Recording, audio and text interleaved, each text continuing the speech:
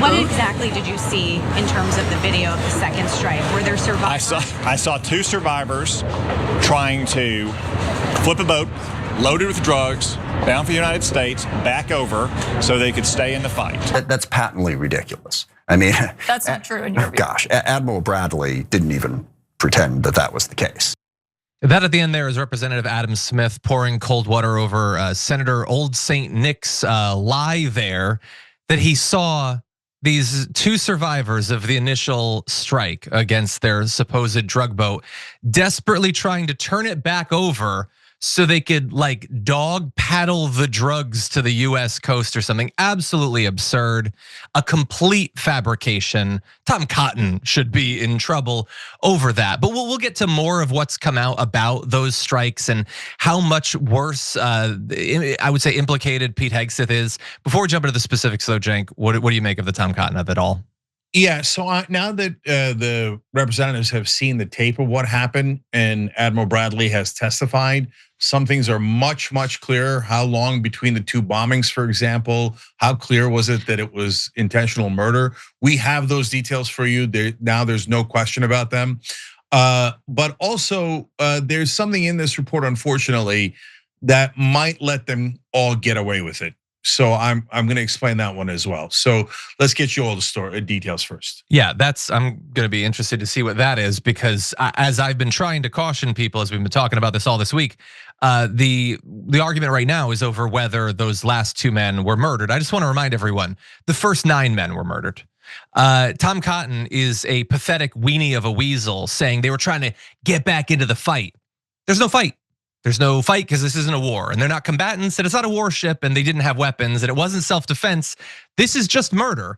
It's no different than if they started going around the streets of the United States and shooting suspected drug dealers, which perhaps in the next 3 years we'll get to that. Everyone just prepare yourself. But that said, I'm sure you've all heard that there are some Republicans interested in investigating all of this. Obviously, Senator Tom Cotton is not one of those, and he is not the only one that thinks that all of this is actually awesome and totally cool. Here is Representative Rick Crawford. We're dealing with a vile element here, and they were, as my friend Senator Cotton characterized, they were trying to right that ship. It was still laden with cargo because it was strapped into the boat. They were potentially signaling other vessels in the region. We don't know if they had access to SATCOMs or not, but as he characterized, still in the fight. Again, there's no fight. And there's been no claim that they were contacting other ships or the insane idea that they would have been picked up and the drugs still would have been shipped off, as if we with our hundreds and hundreds of Navy ships couldn't have gotten there first and captured these people rather than just murdering them. It's all ridiculous. And we're gonna go back to Representative Adam Smith responding to what you just saw. There was no way they were turning this boat back over. The boat was completely disabled, and Admiral Bradley admitted that. It was drifting with the current. It was going to go wherever the current was going to take them. And I don't know, I didn't see all 48 minutes between the first and second strike, maybe for the first 10, but it appears that the boat was split at least in half. I mean, there was this tiny little bit of the bow that was still, capsized. They weren't trying to flip anything over. Yeah, and look, these guys, they're not even, it's not even that Admiral like Bradley came up with an insane cover story and these two Republicans we showed you are just going along with it.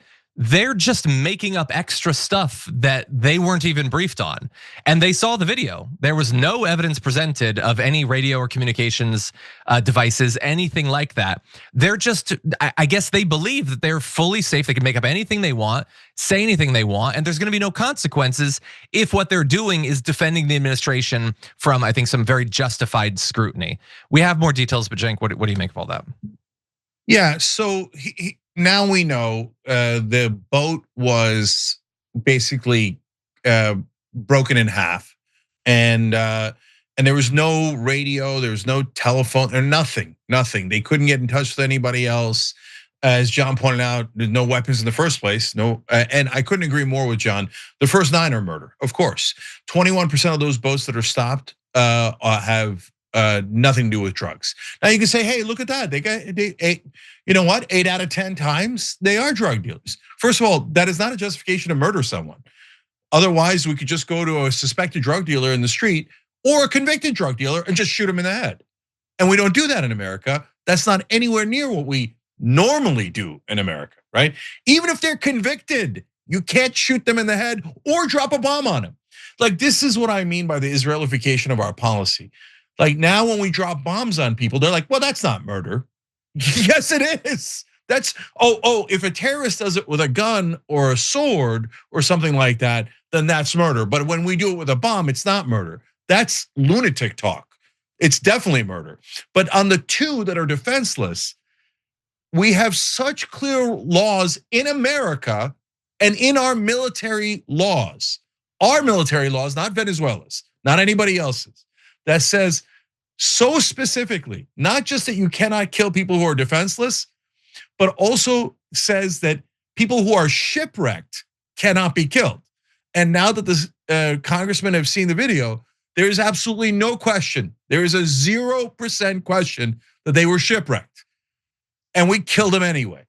So that's not the question at all. And if you hear people like Tom Cotton or anyone else defending that, they're either A, liars, pretending that there was a radio, pretending there was weapons, pretending there was a fight, pretending all this nonsense, or they'll just be honest with you. They'll be like right-wing media or whatever and go, yeah, we murdered him, who cares?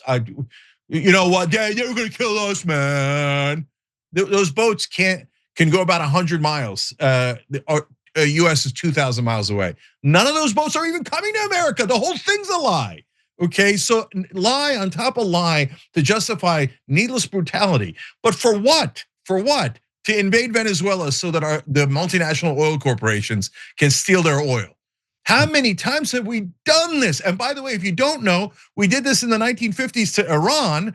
And you know what happened? It created such enormous backlash that the Ayatollah got in charge. So that's how dumb this strategy is. It is an un-American strategy. It's un-American and it violates our laws very clearly on the most important thing, murder, okay? And it creates terrible counterproductive blowback to America, which involves getting all of us hurt, also that the oil companies who donated to politicians can get even richer when they're already the richest companies in the world. No, it is grotesque in every way. So now let's go further, because unfortunately there's a wrinkle here that Admiral Bradley talked about that might protect them all. Okay, so this is, I guess, the fig leaf, I suppose. Bradley defended the second strike, saying he ordered it on the grounds that it appeared that part of the vessel remained afloat because it still held cocaine. The survivors could hypothetically have floated to safety, been rescued, rode around on unicorns for a little while, then carried on trafficking the drugs perhaps from the back of the unicorns. This is a fantasy that he is sketching out. And by the way, if you think that there's still cocaine on the vessel, there's no legal rationale for destroying it in that case. Again, like having drugs near you is not a death sentence, not in this country, at least. It's not supposed to be. And having this be the rationale for an administration that just casually let the ex-president of Honduras off after the mountains of cocaine that were brought in.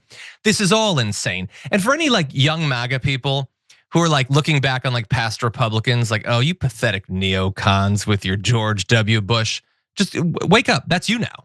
You understand, if you're still on board with this, it's the exact same foreign policy and for the same reasons. Trump was given massive amounts of money, as Cenk indicated, from the fossil fuel industry. He met with him in one of the most openly and brazenly corrupt calls for massive corruption during the last campaign that we've ever seen. He said he wanted them to give him $1 billion, okay? And why would they do that? They certainly would need something good in return. Perhaps we're seeing that now. And so all of this is utterly insane. But I would remind everyone, Cenk, like I made, the reference to, and you did too, to just shooting drug dealers on the streets, or like if they thought that a car had drugs in the trunk, can they bomb it? Can they send a Reaper at it? I mean, that seems ridiculous now, but remember, we're just in the first year of this administration. And you might recall, Cenk, years ago, Trump would talk about Duterte and him allowing cops to just shoot drug dealers on sight. And Trump loved that. He talked about that positively so many times. And when we would cover that, people say you're being hyperbolic. Obviously, he would never do that. Well, we have taken so many big steps towards that I think he could definitely fit that in the next 3 years of his presidency.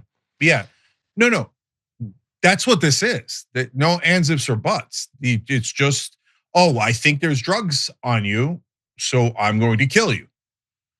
Okay, guys, would it make it like, so this would be the same exact thing, but I feel like emotionally it might make a difference. What if we boarded the ship and then just executed each one of them one by one, bullet to the head? Because that's what this is. When you drop a bomb, you execute everyone on board. And we know they're defenseless. What are they gonna do against a bomb? Hold up an umbrella, shoot at it? No, they're defenseless and they're all gonna get killed.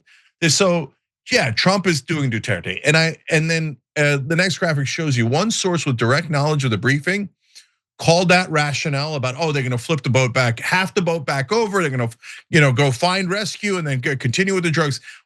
They called that rationale effing insane. It is, and I don't want you guys to mistake what I'm saying. That is not the rationale that lets them off. That's the dumbest thing I've ever heard.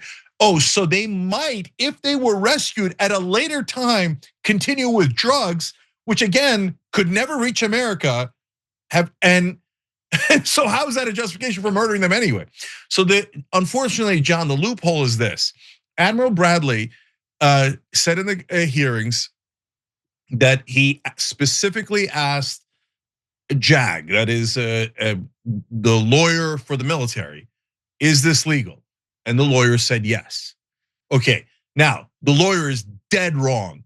And this is really, really important for you guys to know this, because Hegseth pushed out the former head of Southern Command, who Admiral Bradley is now, because he showed concern over illegal orders that would be the equivalent of war crimes. He's like, you're gone, you're gone. So the message was clear to everyone, Admiral Bradley, the lawyers, everybody. If you don't murder these people, we will end your career. So to me, if I'm on that jury, I convict Hegseth, I convict Bradley, and I even convict the lawyer, okay? But since the lawyer said it was okay, they're gonna lean on that so hard, and that's gonna be the excuse that they use to say, a lawyer said it, a lawyer said it, so we're all good. You're not all good. If a lawyer told you to shoot an innocent guy in the head, that doesn't mean you should do it. Yeah, and also, so we're supposed to believe that the Admiral did not know anything about the rules of warfare when it comes to shipwrecked sailors. He's been in the military for how many years? He had no idea. And an admiral. Exactly, it's absolutely ludicrous. You pointed out that they'd pushed out the previous guy. I will remind everyone, he also cleared out the top ranks of the experienced career JAGs and replaced them with loyalists. For the same reason and in the same way that they cleared out the top ranks of the DOJ and replaced them with absolute loyalists. It's supposed to be a literal get out of jail free card. We put in total partisan hacks, and then they'll tell us we can do whatever we want. You know, whether it's in the military for the JAGs or the Trump administration with their executive orders or laws or whatever it is that they do when it comes to the DOJ and Pam Bondi. And then neener, you can never get us because we got some people to tell us that it was legal who definitely don't believe so and aren't really qualified to say anyway. It's utterly ridiculous. Yeah, John, one more quick thing about this. So first of all, I want to give credit to that Admiral. US Navy Admiral Alvin Holsley was the one that did the right thing. And after that, he was forced into retirement. So somebody should go back and give that guy a medal. And on TYT.com, we're asking you guys, do you think Pete Hegseth is going to get fired over this or not? Now, don't get me wrong, when we ask that question, it's not like, Trump will find his moral bearings. No, but if it's just causing too much trouble, what they will likely do, one of our producers pointed this out in the morning meeting, and I think it's exactly right, is that they'll wait like 3 months and then they'll pretend for an unrelated reason that he wants to spend more time with his family and get rid of him that way. Because he's just too much of a hassle, maybe. Or Trump is like, oh boy, go back in and murder more people. The oil companies want more, right? Yeah. So I don't know, I'm not sure how I'd vote on that, but check it out on TYT.com. Every time you ring the bell below, an angel gets his wings. Totally not true, but it does keep you updated on our live shows.